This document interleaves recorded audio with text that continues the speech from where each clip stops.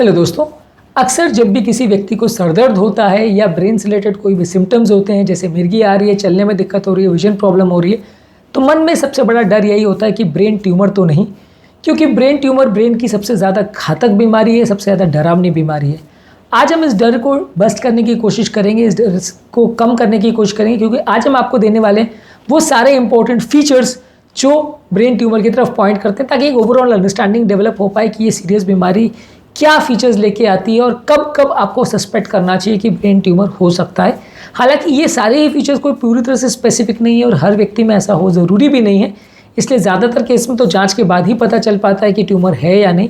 लेकिन हाँ, इन फीचर्स को यदि आप पहचान पाएंगे तो सही समय पर डॉक्टर के पास जा पाएंगे, अपना प्रॉपर स्कैन या इवैल्यूएशन करवा पाएंगे। टॉपिक पर जाने से पहले जो लोग हमारे चैनल पर नए हैं उन्हें रिक्वेस्ट करूँगा कि चैनल को सब्सक्राइब करें, वीडियोज़ को लाइक करें, शेयर करें, फॉलो करें, कमेंट करें, पूरा देखें।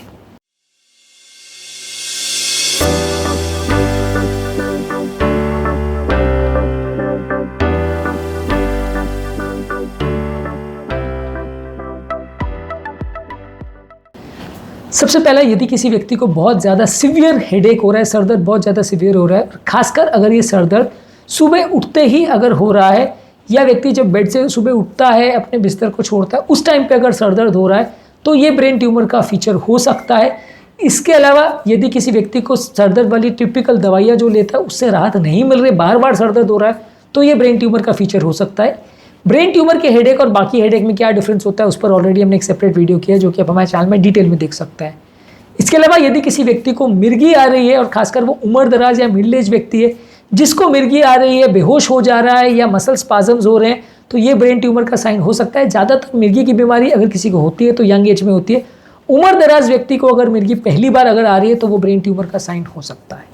इसके अलावा यदि किसी व्यक्ति को मेमोरी लॉस हो रहा है बिना किसी कारण के, यानी ब्रेन का उसका याद करने की क्षमता चली जा रही है, कॉन्सेंट्रेशन चला जा रहा है, या कुछ भी याद रखने की क्षमता उसकी जो थी पहले वो कंटिन्यूसली डिटोरेट करते जा रही है, वो रास्ता भी भूल रहा है, तो ये ऑब्वियसली डिमेंशिया का पार्ट तो हो सकता है, लेकिन ये ब्रेन ट्यूमर की बीमारी में भी हो सकता है। इनको डिफ्रेंशिएट करने के लिए ब्रेन का स्कैनिंग करना आवश्यक है। सडन चेंज किसी की स्पीच में हो जाए, सडन चेंज किसी की लैंग्वेज में हो जाए, किसी की पर्सनैलिटी में चेंज हो जाए, बिहेवियर में चेंज हो जाए, जो पहले बिल्कुल शांत स्वभाव का था सडनली बहुत चिड़चिड़ा हो जाए, या जो पहले लोगों को बहुत केयर करता था अभी नहीं करता है, या पहले बहुत नहीं केयर करता था अभी करने लगे, इस तरह का अगर कोई बिहेवियरल पैटर्न्स में भी सडन ग्रॉस चेंज अगर दिख रहा है जो कि कोई और कारण से एक्सप्लेन नहीं हो रहा,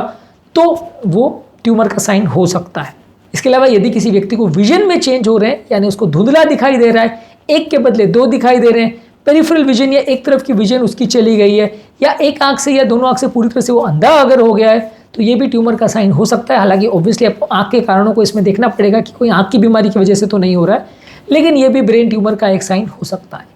इसके अलावा यदि किसी व्यक्ति को बैलेंस करने में दिक्कत आ रही है, यानी कि वो चलने फिरने में बैलेंस नहीं बन रहा है, बार बार लड़खड़ा के गिर रहा है, या उसको कोई बहुत ज़्यादा क्लमजीनेस हो रही है, कोई चीज़ पकड़ने में बार बार वो खुद गिर रहा है, कोई चीज़ को पकड़ नहीं पा रहा है, चीज़ें बार बार गिर रही हैं, तो ये भी ट्यूमर का पार्ट हो सकता है। ये सारे ही सिम्टम्स जिसके बारे में बात कर रहा हूँ, ये और भी बहुत सारी ब्रेन संबंधित बीमारियों में हो सकती है, इसलिए ऐसा ज़रूरी नहीं है कि ये सारी चीज़ हो रही है तो ब्रेन ट्यूमर ही है, लेकिन ये सारे कारण बन सकते हैं। जब आपको ऐसा हो रहा हो तो आपको अपने जाँच कराना आवश्यक है।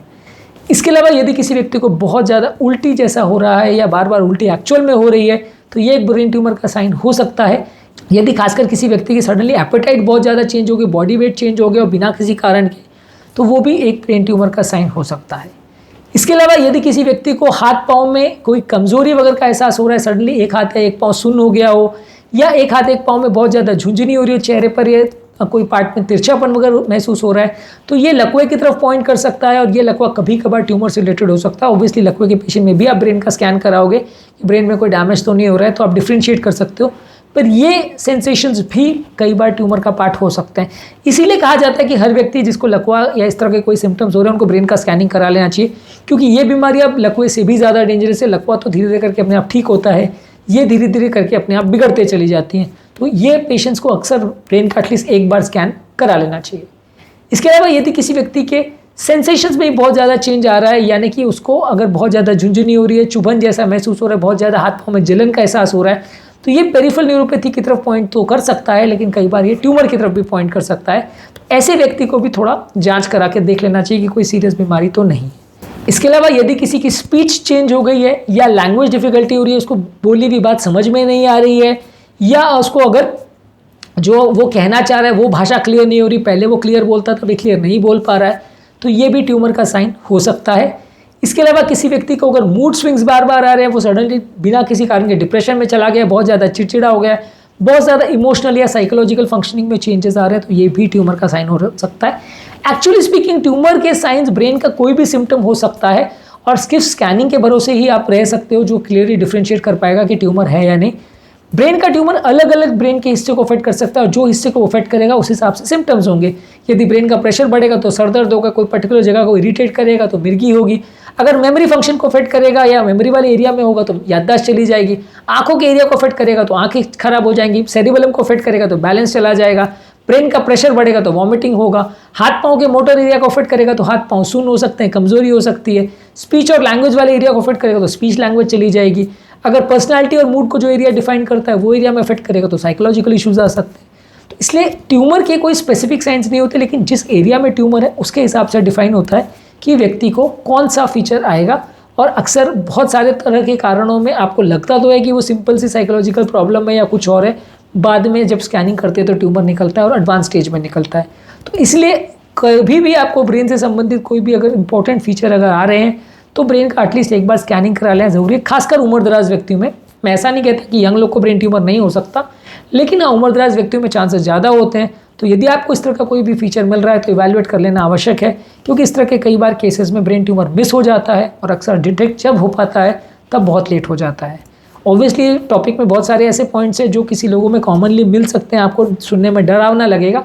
पर ब्रेन से संबंधित कोई भी फीचर अगर आपको हो रहा हो खासकर उम्र दराज पेशेंट में तो जांच करा लेना आवश्यक है, क्योंकि कई बार इस तरह की डेंजरस बीमारी मिस हो जाती हैं और उसको बाद में इलाज करना मुश्किल है। तो ब्रेन से संबंधित आपको कुछ भी फीचर मिले तो डेफिनेटली ब्रेन के डॉक्टर को दिखाना और ब्रेन का स्कैनिंग करा लेना एडवाइजेबल रहता है, खासकर अगर रिस्क फीचर्स आपको हैं तो। इसके अलावा ब्रेन ट्यूमर के सरदर्द और बाकी सरदर्द में क्या फ़र्क होता है और ब्रेन ट्यूमर के ट्रीटमेंट पैटर्न पर या ब्रेन ट्यूमर से बचने के टिप्स पर भी हमने सेपरेट वीडियोस किए जो कि आप हमारे चैनल पर देख सकते हैं। उम्मीद करूँगा कि आज के टॉपिक में कुछ नई बातें जानने को मिली होगी। जो लोग हमारे चैनल पर नए हैं उन्हें रिक्वेस्ट करूँगा कि चैनल को सब्सक्राइब करें, वीडियोज़ को लाइक करें, शेयर करें, फॉलो करें, कमेंट करें, पूरा देखें।